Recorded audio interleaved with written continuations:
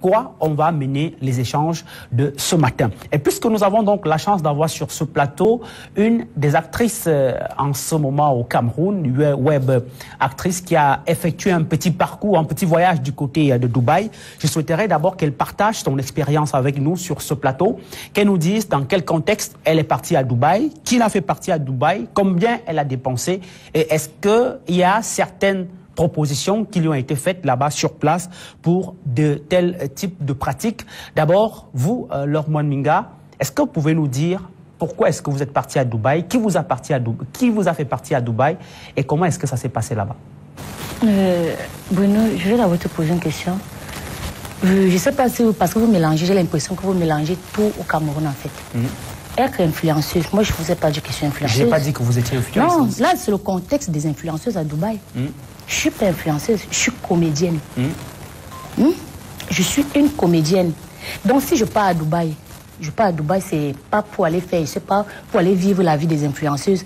Et en fait, si je suis partie à Dubaï pour vivre cette vie, mais c'est que j'ai une vie paisible. Non, j'ai une grosse voiture, j'ai déjà construit. Je vous pose la question. Je vous pose tout simplement la question. Je pense qu'il faut que je reprécise. Non, j'avais mon soutien. Professeur. Parce que moi, vous ne me ressemblez pas à une influenceuse. Professeur, s'il vous plaît. Professeur, s'il vous plaît. Quand je vous regarde, vous ressemblez à une femme normale. Parce que je sais lire par les aspects. D'accord. Vous n'avez pas l'aspect d'une fille pourrie. D'accord, professeur, s'il vous plaît. Je souhaiterais notamment... Expliquez ce qui s'est passé. Vous êtes la seule sur ce plateau. Professeur, s'il vous plaît. Professeur, vous êtes la seule sur ce plateau qui a eu la chance d'effectuer un voyage à Dubaï ces derniers temps. Et moi, je souhaiterais donc que vous partagiez cette expérience avec nous sur le plateau. Pourquoi Dubaï ? Pourquoi est-ce que vous avez choisi la destination Dubaï? Comment s'est passé votre voyage? Et en tant que comédienne, est-ce que vous avez eu certaines propositions? Parce que les propositions ne sont pas faites qu'aux influenceuses. C'est ça ma question. Bruno Vidjan, en fait, je vais te dire c'est parce que j'ai l'impression que c'est ce que vous voulez entendre. Je suis partie à Dubaï pour aller travailler. Il y a l'entreprise Bibana Cargo, et je vous ai mis en contact avec ce monsieur. Bibana Cargo qui me fait partir à Dubaï parce qu'il a son entreprise qui fait dans l'exportation des trucs, des gens qui veulent envoyer les trucs au Cameroun, les conteneurs, les machins. Ouais. Je suis partie pour faire la pub de son entreprise. Donc quand je pars à Dubaï, c'était ça mon objectif.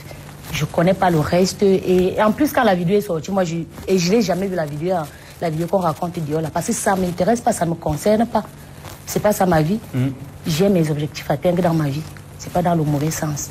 Alors, à Dubaï, on vous a vu notamment avec ces photos au niveau de la savane, ainsi de suite. Bruno Vidjan, Dubaï, c'est une belle ville, un beau pays autant pour moi. Je ne sais pas si c'est un pays ou... Bon, un beau pays. Je suis partie à Dubaï, c'est très beau. Et je peux pas arriver, j'ai mon téléphone, l'iPhone 12 Pro Max, et je ne me fais pas les photos. C'est pas normal.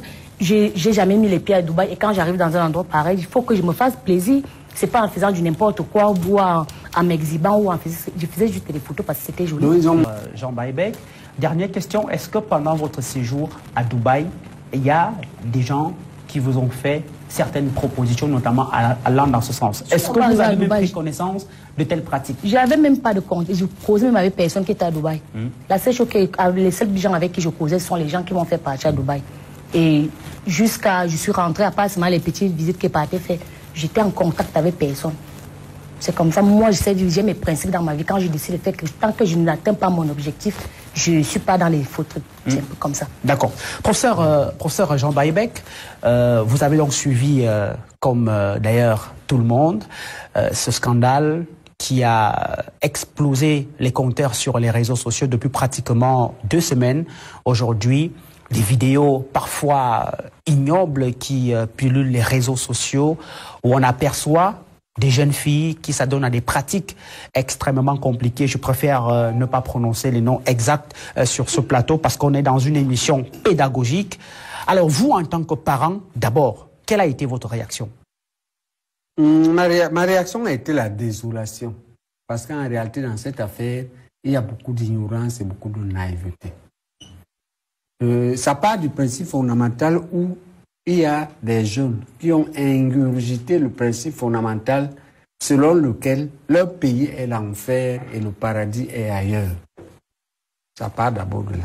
Évidemment, c'est un truc c'est un état d'esprit qui naît dans un pays, comme disait Calix, les dirigeants eux-mêmes, parfois au sommet de l'État, ils font pratiquement l'apologie de telles pratiques. Ils font l'apologie de la facilité. Hein? Ils font l'apologie de l'arrivisme sans CV, sans parcours, sans effort. Donc on a une situation où le sommet de l'État a beaucoup de gens qui sont de très mauvais exemples. Et c'est eux qui ont encouragé ça. Ils ont donc fait naître, pour moi, la pire catégorie des influenceuses. La pire catégorie des influenceuses que j'appelle les influenceuses inacceptables. C'est les influenceuses prostituées. Prostituées, c'est-à-dire des femmes qui ont décidé de vendre leur corps. Il faut dire que c'est un phénomène qui est aussi vieux que le monde. Moi, j'ai fait de la recherche. On trouve ça dans l'Antiquité. On trouve ça même, ouais, on trouve ça. On trouve même ça dans la Bible. Des versets bibliques qui parlent de ça. Et au point où les écrivains ont dit c'est le plus vieux métier du monde. Et ce n'est pas ça le problème. Ce qu'on leur repose, c'est un certain nombre de choses. La première chose, c'est que vous enlevez à la prostitution l'obligation de discrétion et de secret. Comme ça s'impose à l'humanité. L'humanité a donc décidé que l'une des règles morales, et le Cameroun a adopté ça, puis c'est interdit. Mais le Cameroun fait des rafles pour arrêter les prostituées, sauf que quand il y a problème, si ça existe encore au quartier Kunku, quartier Nkane, ou à la brique. Okay? Tant qu'il n'y a pas le bruit, les policiers ne viennent pas vous déloger. Donc il y a obligation de secret. Ça fait partie des tâches de l'humanité. Comme l'humanité n'arrive pas à régler ce problème, on dit ok, au moins il va rester secret. Les États dits civilisés ont rompu ce principe et ont transformé ça en ce qu'ils appellent le travail, le travailleur du sexe. Nous, on n'a pas accepté ça. Nous, on n'accepte pas qu'il y a le travail du sexe. Non. Il y a une cabine en pleine ville. Non. À Genève, ça s'appelait la rue de Berne. À Bruxelles, ça s'appelle le quartier allemand. On ne peut pas. Absolument. OK? Oui. On ne peut pas. On ne peut pas accepter une telle animalisation du trésor primordial de l'humanité que représente la femme. C'est le trésor primaire et primordial de l'humanité. Pourquoi?